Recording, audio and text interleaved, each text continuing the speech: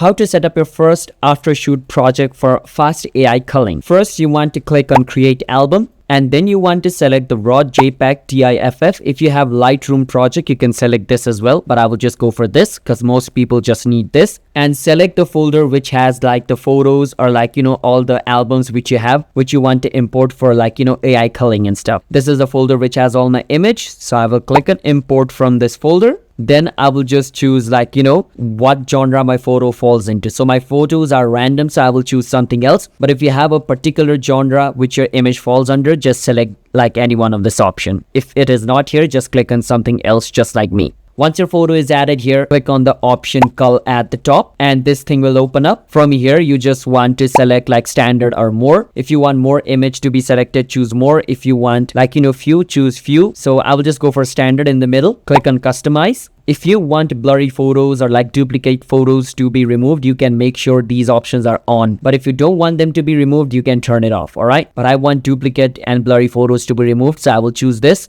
And if it detects a like high highlight as well, like which is really high and it's really bright, it's going to remove this as well. I'm okay with that. So I will select this. And from here, you can either choose moderate or strict. So this is basically the lever that decides like, how strictly these rules will be applied. So I'll go for strict because I want it to be strict. But if you want it to be moderate, you can choose that. And click on start cull and it's going to select the best photo, which you can like, after it chooses, you can upload it or you can do whatever you want with the image. So that's how you guys can do it. Subscribe to our channel for more videos like this.